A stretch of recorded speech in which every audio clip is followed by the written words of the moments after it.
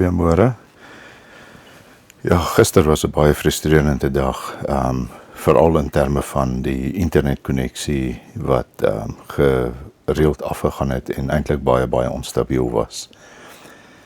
Ek moet oor 'n dag of so moet ek deur 'n grensbos gaan en daarvoor het ek onder andere nodig gehad om my kar se grensdokumentasie op te dateer, die nuutste weergawe te kry.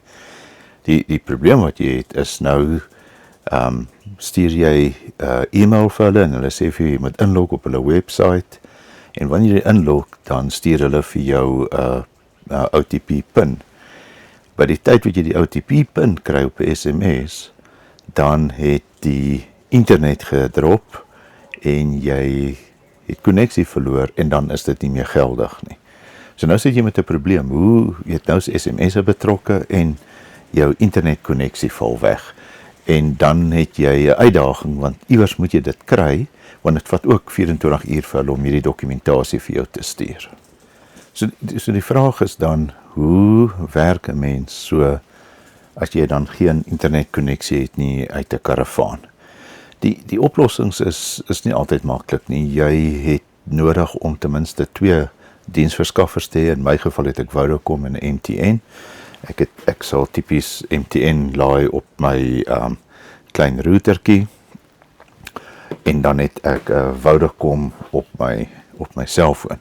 Op my selfoon sal ek dan 'n hotspot opstel en dan sal ek met my rekenaar konnekteer aan my selfoon se hotspot.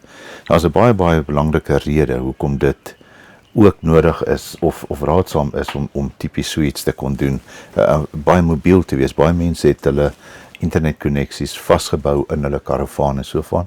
Ek hou nie daarvan nie, en daar's 'n klomp redes daarvoor, maar daaroor sal ons op 'n latere stadium gesels in 'n toekomstige video. Ek het gister tye gehad wat die internet baie goed was en dan het ek tye gehad wat die internet baie sleg was. Ek het 'n nota gemaak van die tye wat die internet goed is. En daai tye, hopelik sal ek vandag kan verifieer om seker te maak min of meer dieselfde tye kan 'n mens werk. Dis dan belangrik om jou tyd so te bestuur dat jy tydens daai tye geweldig baie van jou werk klaar kry en ander tye kan jy dan bietjie meer van jou kampgedeelte doen. Jy moet onthou dat daar's ook altyd die opsie vir jou om by ontvangs of gewoonlik by die oortse restaurant te kan gaan sit en werk en dalk op hulle wifi, soms teen 'n klein koste, soms as jy net ontbyt eet of middagetjie eet of 'n hamburger of iets, kan jy soms sommer van hulle wifi gebruik maak.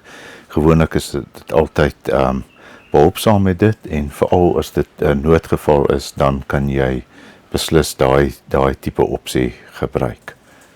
Die opsomming is, as jy weet jy moet werk, dan help dit nie vir jou om in die bosse in te gaan waar daar geen internet is nie. Jy weet jy moet werk.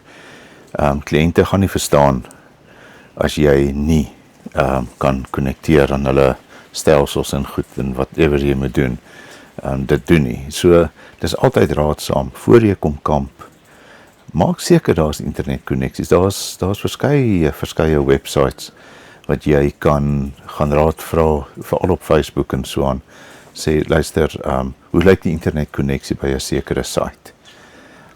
Mense antwoord jou gewoonlik, hulle sê gewoonlik vir jou, hoor hierso, is 'n MTN of 'n Vodacom is die beste, of selfs of whatever dit is.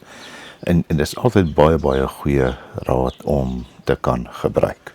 Op die einde, daar is maar 'n uitdaging, maar dat dit werklik nog steeds 'n voordeel is en 'n voorreg om ten spyte van al daai klein uitdagingkies so te kan kamp en werk, is altyd 'n waarheid. So sien julle môreoggend, dan praat ons 'n bietjie oor 'n paar ander interessanthede en hopelik is vandag 'n baie beter dag in terme van gister se uitdagings wat die internet was. Mooi bly.